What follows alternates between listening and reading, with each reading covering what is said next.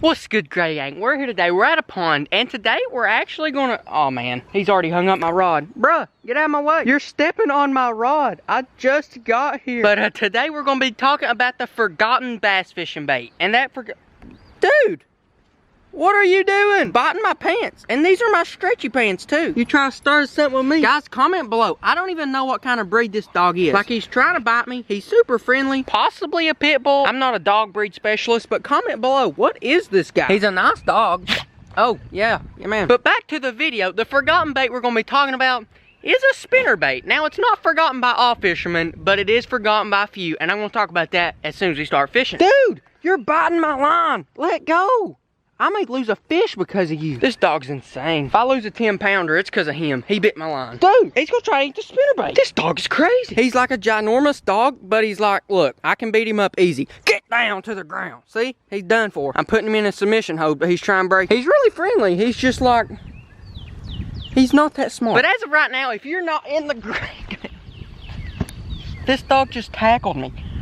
Okay, brother. But anyways, what I was about to say is if you're not in the Gray Gang, if you're not subscribed already, go ahead and hit the subscribe button. That way you can come with me fishing every time I go this summer. Let me tell you guys, we're going to be doing a lot of fun stuff this summer. Minnow trapping very soon, guys. A lot of high school tournaments and definitely a whole lot of fishing out here. But anyways, guys, hit the like button if you're as excited for this video as I am. And anyways, let's get fishing. Let's talk about that spinnerbait. Okay, guys, here we go. We're finally fishing. Here is the spinnerbait I'm using. This is actually a Ketchco spinnerbait, which means it came in my mystery tackle box not too long ago. I actually think it was this month's too, but I brought it out to this pond. The main reason is because it's actually windy. Windy conditions is the perfect time to throw a spinnerbait because it doesn't allow the bass to get too good of a look at. And about one of the only bad things I can say about a spinnerbait is in clear water, it doesn't exactly look like much. I mean, it's a skirt. That doesn't exactly look as good as a jerkbait, but it's not made for clear water. This water here is decently clear, but we may adapt it by the end of the day to work here. This particular spinnerbait here, it's 3/8 ounce, and it's actually a double willow leaf blade, which what that means is that the blades that's on it here, these two elongated ones that, you know, look like a willow leaf, those are called willow leaf blades. The reason you'd want a willow leaf blade is for maximum flash. You can get Colorado blades, which are the big round ones. Those don't give as much flash, but they do give vibration for, you know, really dirty water. Personally, my favorites are just a double willow or a tandem. Tandems are great too. That's when you have one willow leaf and one Colorado. And you know, we'll just go ahead and finish off the specifications of the gear I'm using. I'm using actually my jig rod. It's a medium heavy, but the reason I'm using my jig rod is because if you watch my last video, unfortunately, my last spinnerbait rod, my designated spinnerbait rod, it sort of jumped out of the boat and, you know, well, now it's in the bottom of the lake. So adios, spinnerbait rod. You will not be missed. I hated that rod. I'll be honest, I didn't like it at all. But the reel I'm using, this is just a Quantum Smoke. It's a high-speed reel. It's got 15-pound fluorocarbon on it. Personally, that's what I like. It's pretty forgiving. Braid sometimes, you know, it can be a little bit stiff for spinnerbaits and rip out the hooks. Now, I will say I've not used this combo very much for spinnerbaits, but from what I have used it, you know, like last time we went fishing, it done pretty well. So we're going to have to fish again today and see how good it does with the fish. And yes, guys, I'm finally wearing short sleeves out here. It's about time, I tell you. It was snowing 2 days ago, and I had to scrape frost off my windshield this morning, so yeah, pretty crazy.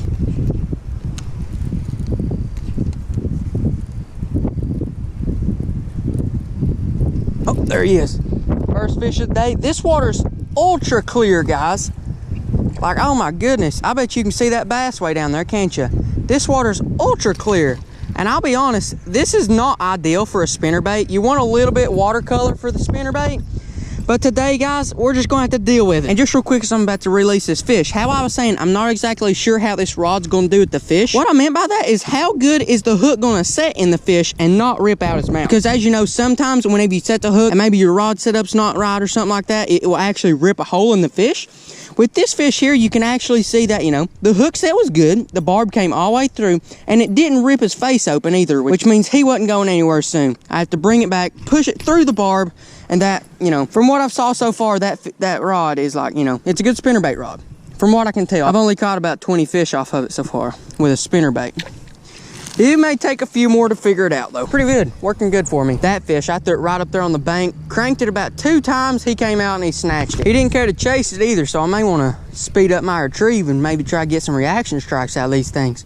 Make them eat it before they have a chance to think about it. Now in your tackle box or somebody you know, this may be a staple in their tackle box. Like they may love the spinnerbait, use it every time they go out. But to be completely honest, ever since the chatterbait came out, the spinnerbait has almost completely been replaced by some anglers. And as y'all gray gangsters know, I recently fished at the same time as the FLW did last weekend, about a week ago. And a good majority of the fish caught in the entire tournament, most of them were actually caught on a spinnerbait. And a lot of even the pro anglers admitted to like that was one of their first good spinnerbait bites in like 3 years. But the conditions were just perfect for it. The fish were up shallow and brushy kind of stuff. The watercolor wasn't great, so they needed some good flash. You couldn't necessarily use a chatterbait because what'll happen is if you get a chatterbait up against wood and brush and, you know, little trees sticking out of the water, they tend to get hung up really bad, which made the spinnerbait honestly one of the best baits you could possibly use. So the spinnerbait, it's definitely not used as much as it used to be, but it's definitely still a good bait. Like, it nearly took over this tournament. And to be honest, guys, it's hard to beat in a pond. It's hard to beat in a pond. You saw me wreck the bass in this thing in the little MTB Slam for this month on this exact spinnerbait. There's a fishy. Oh, that's a decent one too. We're going to pop him up here. Yeah, man. There he is. Huh. Not a macho, but I mean, yeah, I guess he counts as a bass. He's got it. There he is. I could see this guy swimming towards it. Oh, he's hung on something. What was he hung on? Okay, here we go. About didn't get him in. Not a gigantor, but a fishy he is. There is another one. This one's a little bit better. They're crushing the spinnerbait. There's another one. Oh, that's a nice one there. No, he's not. He's about the same size, maybe a little bit bigger. Like, guys, I don't know if you use a spinnerbait in ponds, but it just wrecks them. Especially if the water's a little bit dirty. It's really like hard to beat. Hopefully I can give you another example of that today. And with this wind right here making that water choppy, it just helps it that much more. Wind is a spinnerbait's best friend, and that is a fact.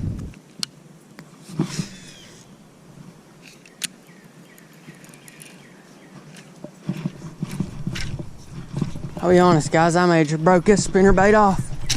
Sure did. That's the only one I brought too. And that is the bad thing about bringing one spinnerbait. If you lose it, you gotta come back to mothership and get another one. And well, let's see what we got. Down here in the bottom, this is all spinnerbaits. Right here is chatterbaits, and then up here we got swim jigs. I'm wanting to stick with, you know, the spinnerbaits down here. I do want a smaller one, so that one like that may be the deal. I'm also gonna make a little adjustment to this one. And that adjustment I'm gonna make is I'm gonna make this a single willow leaf blade. Now, like I was saying, a double willow leaf, this one is a tandem blade. It has one Colorado blade right there and then one willow leaf. What I'm actually going to do is I'm going to take this Colorado blade off, which will mean it'll only have one willow leaf blade. And because it'll only have one, that'll make me be able to reel this spinnerbait a whole lot faster. And with these clear water fish, I want to give them the least amount of time possible to make the decision to eat this. There he is. Oh, that's a nice one too. Well, maybe not too great, but he's probably a good pound and a half. I fished it all over this place. I didn't think I was going to get a bite, if I had to be honest with you. But right there, as soon as I was about to pull it out of the water, this guy shot out from under the dock and smashed it. And again, looking at how I hooked him, see if, you know, the rod dealt him good. Yeah, he wasn't going too many places with that hook in him. Not a giant. I literally saw like a 3-pounder over here, and that's like the biggest fish I've ever saw in this pond. Yeah, there he is. Oh man, he came off. I didn't get the hook set in him.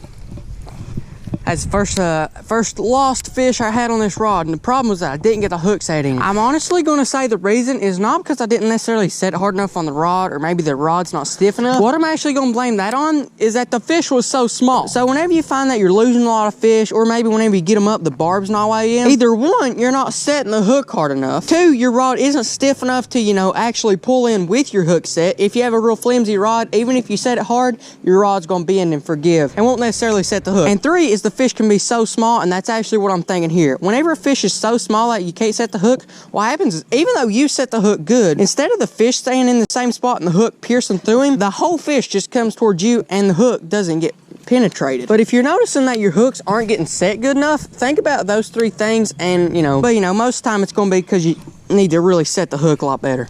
Or harder. Not necessarily better, but just harder. Now, as y'all know, it is Saturday, and it's time for the verse of the week. And we're going to do it here. Last week, we done it over there beside the chickens. Today, we're going to do it over here in the gravel pit where, well, I sort of done a catch and cook with a crawdad.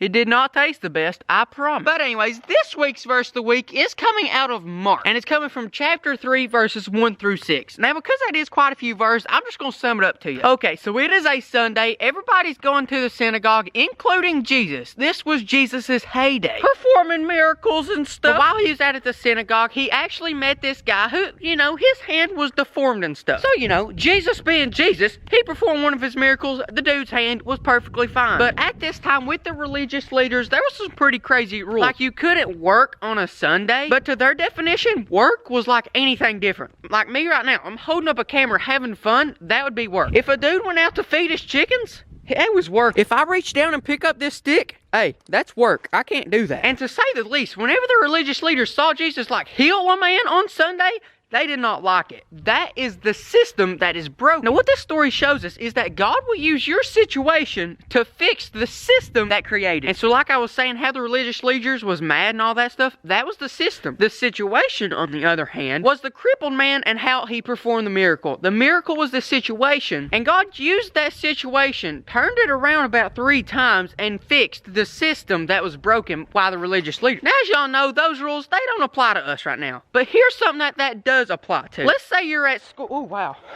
About fell right there. Let's say you're at school one day and you're not feeling good. And let's say that the reason you're not necessarily feeling good is because you walked in first period and you got, let's say you got a decently bad grade. That's the situation. Now, what God is going to let us do through that is use that situation to find out the system that is broken. And the system that God is going to allow us to figure out is that we're giving school way too much pull in our lives. What I mean by that is that we're making school determine who we think we are, and we're making grades the source of our strength. And you know who should be the source of our strength? We actually done this maybe a month and a half ago, was a verse of the week about it. God should be the source of our strength. And if we're going through school semi-depressed because we got a bad grade, we're almost making our grades the source of our strength. But in reality, what we should be doing is we shouldn't worry about the grade. We should let God determine who we are and let God take care of that situation. And so that's what I want you to go out and do this week. If you have a situation, let that situation tell you what the system is that created it. That way you can go attack the system at its source. And remember last week about the worm story? And I told y'all that, you could be carrying a worm to remind you about it.